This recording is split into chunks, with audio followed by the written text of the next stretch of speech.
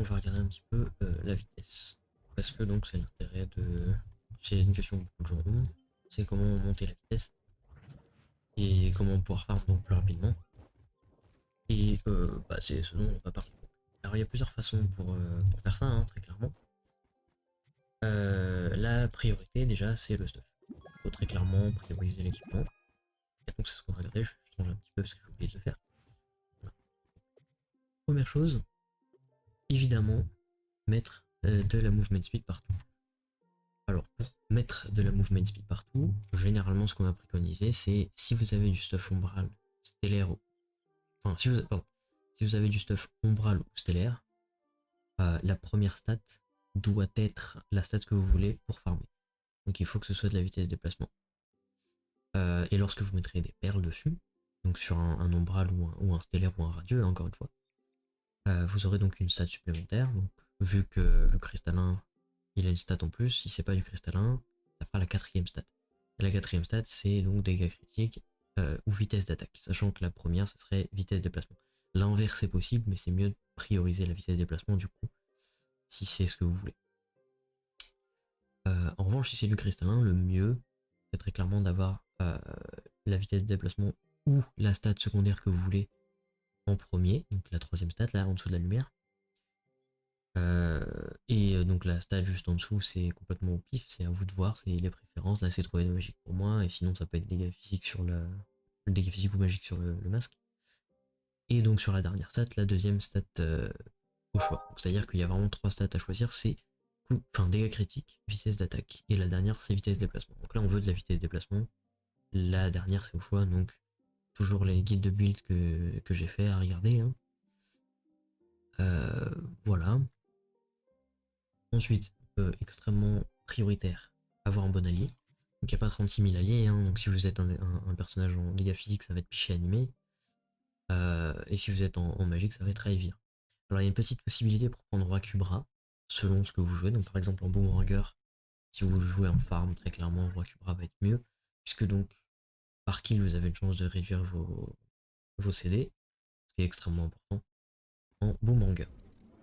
Après, il n'y a pas énormément d'autres classes où ça peut s'appliquer.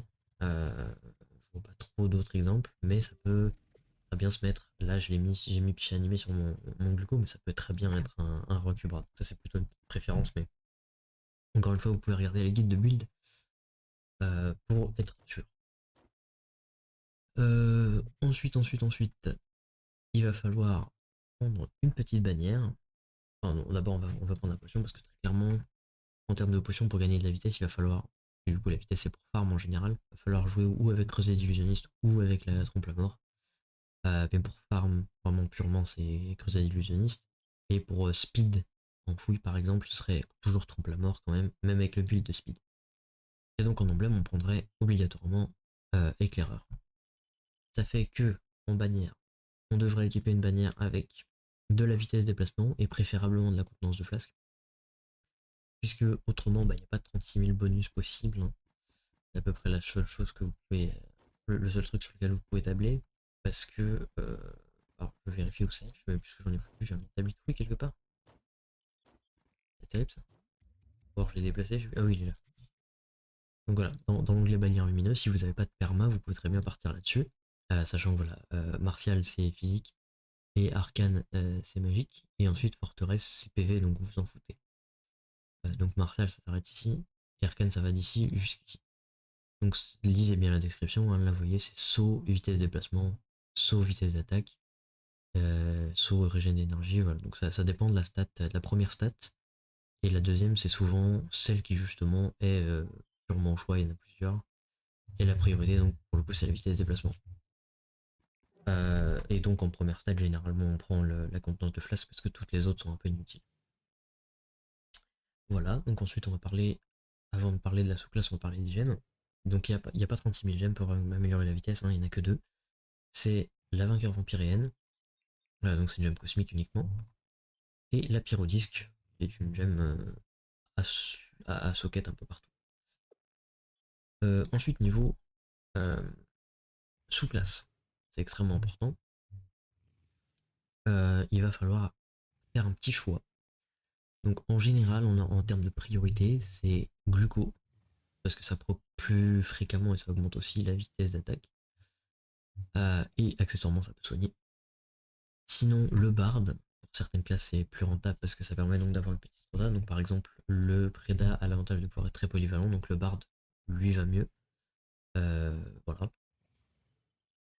Éventuellement le lancier lunaire, sauf que son bonus est extrêmement court, donc il faut vraiment être prêt, c'est vraiment pour décoller d'un donjon. Mais par contre les bonus sont beaucoup plus puissants en termes de dégâts, je veux dire, par rapport à un gluco. Donc c'est à vous de voir pour le coup, mais généralement on prend quand même gluco. Et ensuite la dernière possibilité c'est le cryo. Donc ça va être un peu la même chose que le gluco, sauf que ça proc beaucoup moins souvent. Et que une fois que le bouclier est parti, vous n'avez plus le buff. Voilà, c'est à peu près tout. Et ça focus les dégâts magiques. Donc si vous jouez une classe magique, c'est potentiellement ce que vous devriez prendre plutôt que le gluco barbare. Alors après évidemment moi j'ai quand même pris gluco barbare parce que c'est très clairement la plus pétée en termes de vitesse. Voilà. J'ai oublié un petit truc, c'est les anneaux. Même s'il n'y a pas de statistiques directes d'anneaux, il y a des classes qui ont un effet d'anneau qui peut être bénéfique pour en termes de vitesse. Par exemple, le gluco, ça tourne, ou alors tourner pour gagner, c'est les deux mêmes effets. Hein. C'est juste ils ont oublié, en fait, quand on active l'effet, c'est un autre nom. Voilà, tourner pour gagner, en fait, ça correspond à ça tourne ici. Mais évidemment, il y a d'autres classes où il y a des effets bénéfiques en vitesse de déplacement. Là, c'est super charge. En revenant, ce serait les spirilances. Ça n'augmente pas la vitesse de déplacement, mais ça fait que les spirilances ne ralentissent plus. Enfin, c'est rapide lance le nom de l'effet.